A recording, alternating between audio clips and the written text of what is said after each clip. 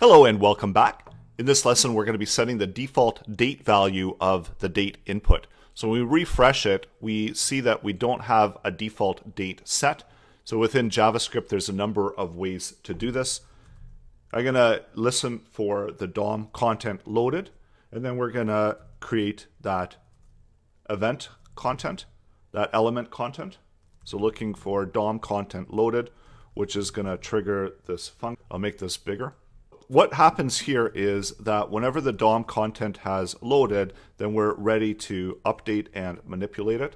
So this is just a failsafe to make sure that your DOM content is. We're going to see that the DOM content is loaded and you get ready in the console. So that means that we're ready to update any one of the elements on the page. So the first thing that we want to do is we want to get a variable. And we can get the current now value, so doing a const now, getting the new date value, so just using JavaScript date in order to get the date. Also, let's set a variable. So taking that current date object value, we're going to do get date, which is going to return the day of the month for the specified date according to local time. And then adding in 7 to that, so that's going to return back the next week. You can console log this out as well to see what the value that's going to be contained in there. So we're updating the current value and we're seeing that we're getting a date of 19.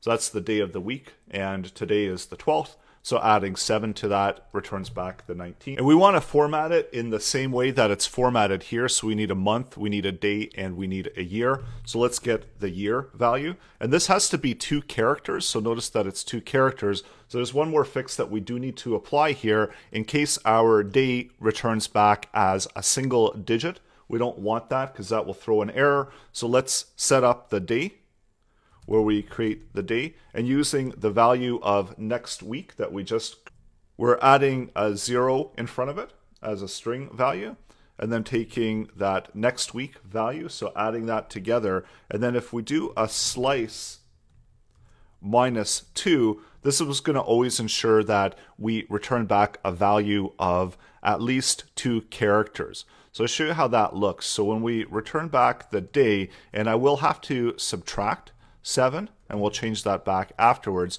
you're going to see that we're returning back 0, 5.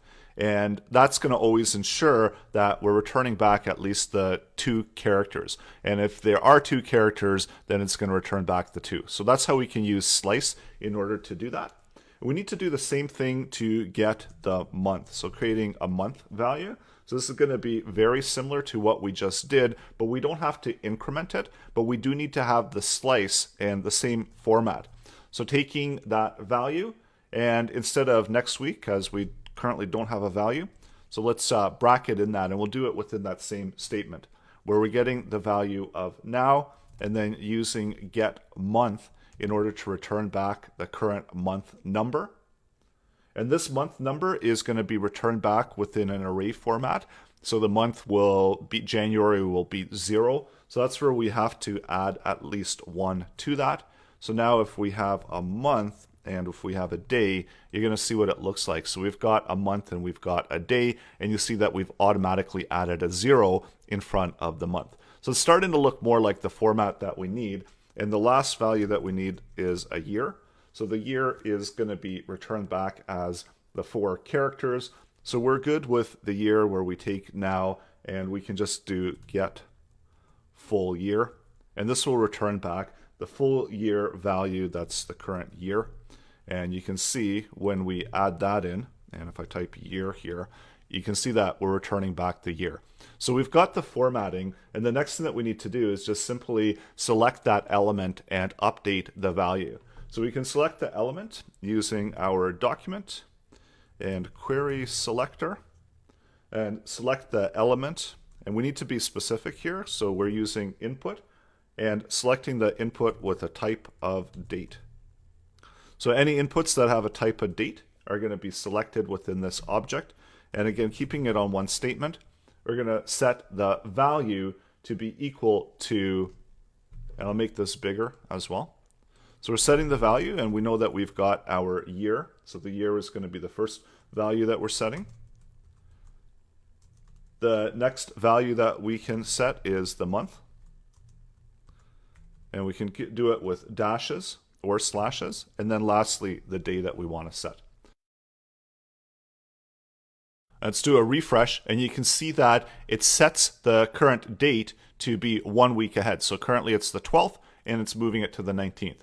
So that's how you can use JavaScript in order to update the date object to represent a week ahead. And you can also adjust this if you want it 2 weeks ahead or a month ahead, then you can adjust the date week accordingly. And of course, if you wanted a month, then you could add to that month. Instead of updating the date, you could update the month. So there's a bunch of different options. And don't forget to do the slice -2 so that you always end up with at least 2 characters. And in this case, it doesn't matter that it's a string or a number. It's fine adding it into the date object. And you can also transform these into numbers if you want to utilize them, but it's not necessary in this case. So go ahead and add this into your project. Coming up next, we're going to handle some of the button selections from the user.